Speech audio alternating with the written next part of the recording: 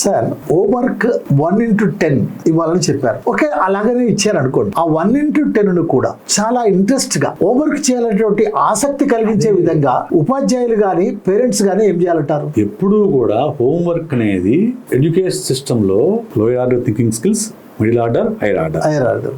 Reading, memory, note taking ఇవన్నీ lower order thinking skills. ఇవి మన ఎడ్యుకేషన్ సిస్టమ్ మొత్తం కూడా లోయర్ ఆర్డర్ లోనే ఉంటుంది.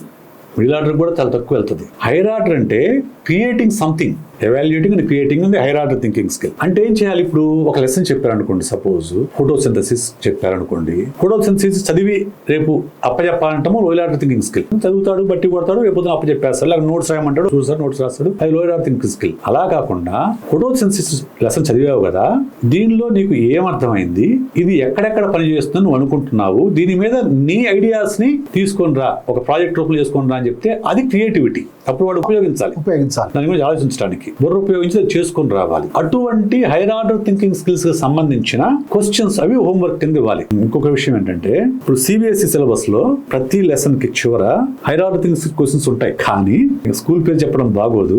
హైదరాబాద్ టాప్ 5 లో ఉండే స్కూల్లో కూడా ఆ క్వశ్చన్ పోరు అసలు ఆ క్వశ్చన్ జోలికే పోరు అసలు. ఎందుకంటే అవి మార్క్స్ సంబంధించిన క్వశ్చన్స్ కాబట్టి, అవి పిల్లల యొక్క బౌద్ధిక వికాసానికి సంబంధించిన క్వశ్చన్స్, వాళ్ళ ఇంటెలెక్చువల్ ని అనలైజ్ చేసే క్వశ్చన్స్, అలాగే వాళ్ళ క్రియేటివిటీని, ప్రాబ్లమ్స్ కాన్సిక్వెన్స్ పెంచే క్వశ్చన్స్. మన ఎడ్యుకేషన్ సిస్టమ్ అనేది టోటల్ గా బ్యాంక్రప్టెడ్ సిస్టమ్ అండి. Total depend on the memory. అందువల్లనే మన దరిద్రం ఏంటంటే, వాళ్ళేమో ఏఐలు అవి ఇవి కనిపెట్టి కొత్త కనిపెడుతుంటే మనమేమో స్విగ్గీలు, జొమాటోలు కనిపెడుతున్నాం.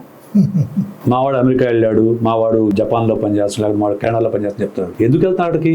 Indians are the cheap IT labour in the world, మిగతా కంట్రీస్ తో పోల్చుకుంటే. కాబట్టి మనకు ఈజీగా అక్కడ జాబ్ వస్తుంది, అంతే తప్ప మన క్రియేషన్ లేదు మన దగ్గర. చూడండి, ఇన్ని ఇంజనీరింగ్ కాలేజీలు ఉన్నాయి, ఇన్ని ఐఐటీలు ఉన్నాయి, కానీ ఒక్క క్రియేషన్ లేదు. మన ఈ మధ్య చాట్ జీపీటీ పోటీగా ఇంకొక అతను ఇండియన్ పెర్ప్లెక్సిటీ అని కొత్త యాప్ వచ్చాడు. అది బాగా it is giving competition to chat GPT.